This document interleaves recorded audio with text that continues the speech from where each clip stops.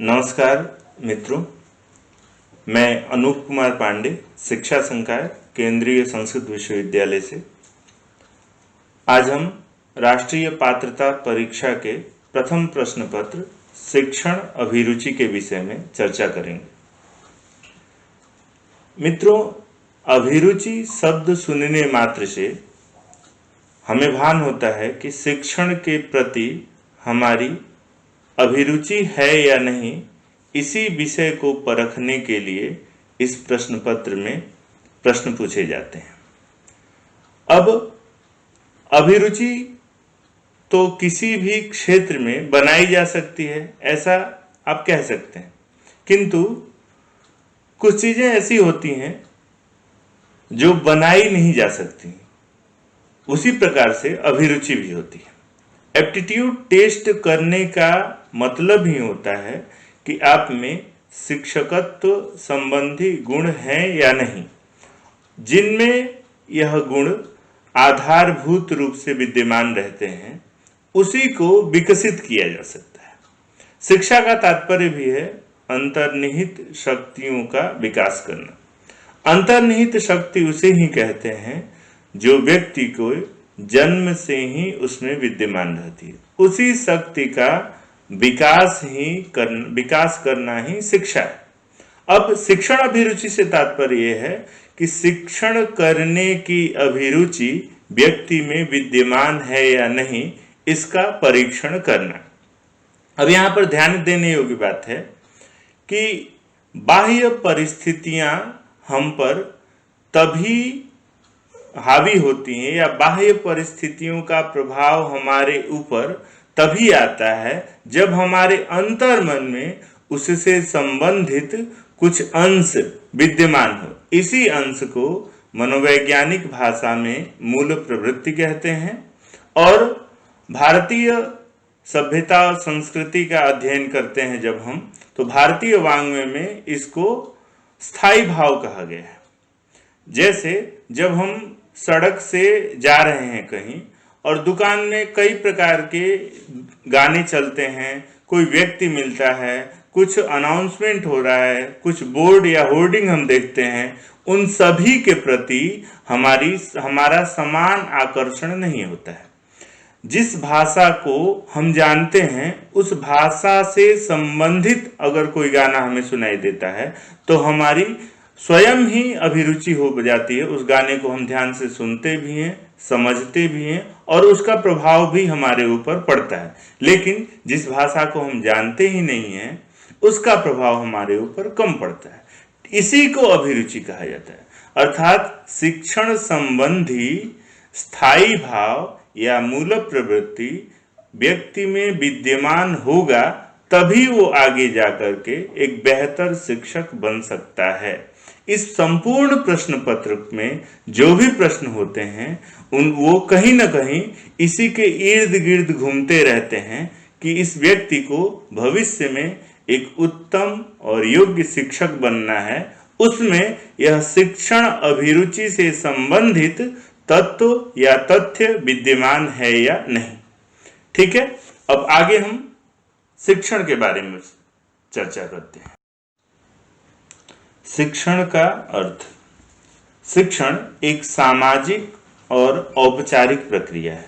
अर्थात शिक्षण के लिए शिक्षक और शिक्षार्थी दोनों का होना अनिवार्य है। मित्रों, यहाँ पर हमने शिक्षण शब्द का प्रयोग किया है, शिक्षा शब्द का नहीं। इस चीज को आप स्पष्टता रखिएगा, ध्यान रखिएगा। शिक्षण और शिक्षा दोनों में फर्क है। शिक्षा क्या है? शिक्षा के वस्तुतः तीन विधाएं हैं या शिक्षार्जन के तीन आधार हैं। हम औपचारिक रूप से ग्रहण कर सकते हैं, अनौपचारिक रूप से ग्रहण कर सकते हैं और निरौपचारिक रूप से। औपचारिक रूप से ग्रहण करना अर्थात छात्र, शिक्षक, विद्यालय, पाठ्यक्रम, पाठ्यावधि, कोई पाठ्यक्रम और उसकी उपाधि, ये सारी चीजें जब फॉर्मल सब में औपचारिकता हो, तब उसे हम औपचारिक शिक्षा कहते हैं। अनौपचारिक शिक्षा जहां पर पाठ्यक्रम निश्चित न हो, जहां पर छात्र निश्चित न हो, जहां पर अध्यापक निश्चित न हो, जहां पर विषय वस्तु निश्चित न हो। जैसे कि हम अपने घर में कभी खाना खा रहे हैं, खाना खाते समय यकायक घर वाले हमें टोक देते हैं, खाना ठीक से खाने नहीं आता है, चम्मच कैसे उठा रहे हो, रोटी कैसे उठानी चाहिए, पानी कब पीना चाहिए, ऐसे सीधे चला करो, टेढ़ा क्यों चल रहे हो, कपड़ा कैसा पहन लिया है। यहाँ पर जो व्यक्ति हमें निर्देश दे रहा है वह निर्धारित नहीं होता है, उसका समय निर्धारित नहीं होता है, उसकी कक्षा निर्धारित नहीं होती है, उसके द्वारा दिया जाने वाला ज्ञान निर्धारित नहीं होता है, सब कुछ नॉन फॉर्मल है। इसीलिए ऐसे शिक्षा को अनौपचारिक शिक्षा कहते हैं। तीसरी जो विधा है वो निरौपचारिक शिक्षा। निरौपचारिक शिक्षा किसे कहते हैं? जहां कुछ औपचारिकता और कुछ अनौपचारिकता दोनों का समावेश हो। औपचारिकता का समावेश जैसे पाठ्यक्रम निश्चित हो, कुछ पाठ्य अवधि निश्चित हो लेकिन उसमें लचीलापन हो, उपाधि निश्चित हो, छात्र निश्चित हो लेकिन पढ़ने का समय निश्चित न हो, कक्षा कक्ष निश्चित न हो, अवधि निश्चित न हो।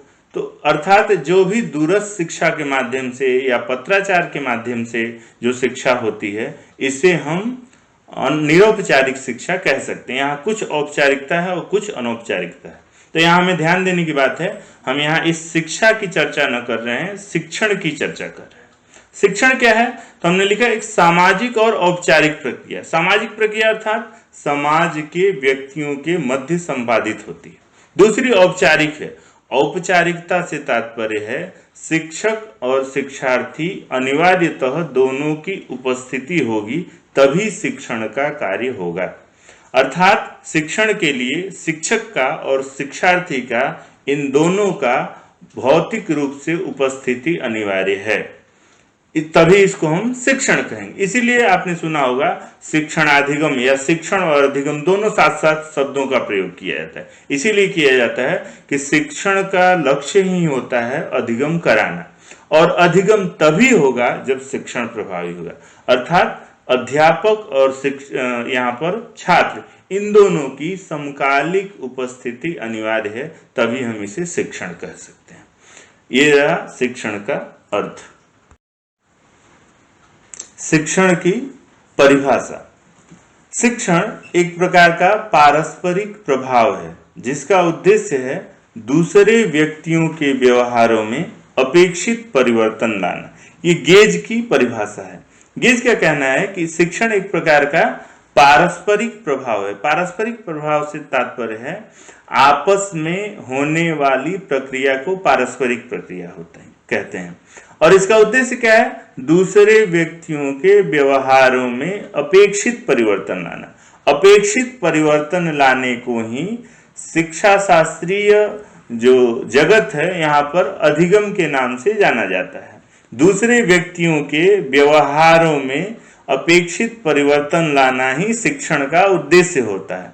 अर्थात इस प्रकार के शिक्षण में हमेशा एक अध्यापक पहले से कोई बिंदु निर्धारित रखता है, कोई पाठ्यक्रम निर्धारित रखता है, उसके पढ़ाने के लिए समय निर्धारित रखता है और उसके लिए शिक्षण विधि को निर्धारित रखता है। इन सब के माध्यम से एक निश्चित समय में निश्चित व्यक्ति को जो संप्रेषित किया जाता है विषय वस्तु, इस पूरी प्रक्रिया को शिक्षण की प्रक्रिया कहते हैं। उसी को ये कह रहे हैं गेज महोदय, शिक्षण एक प्रकार का पारस्परिक प्रभाव है और इसका उद्देश्य है दूसरे के व्यक्तियों में अपेक्षित परिवर्तन लाना।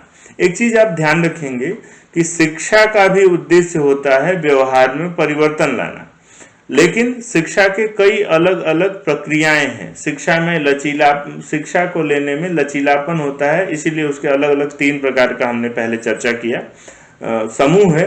यहाँ पर शिक्षण का जब भी हम जिक्र करेंगे तो शिक्षण में सिर्फ और सिर्फ औपचारिकता का ही समावेश होगा। शिक्षण हमेशा औपचारिक होता है, 2 व्यक्तियों के मध्य संचालित होता है और इसका उद्देश्य होता है एक जो अधिक ज्ञानी व्यक्ति है अर्थात शिक्षक, इसके द्वारा जो ज्ञाता है अर्थात छात्र, उसके व्यवहार में परिवर्तन का लाना। स्पष्ट? शिक्षण शब्द को आप समझ चुके होंगे मेरी समझ से। शिक्षण क्या है? शिक्षण एक औपचारिक प्रक्रिया है। इसमें छात्र और शिक्षक इन दोनों की समकालिक उपस्थिति अनिवार्य है अर्थात औपचारिक है।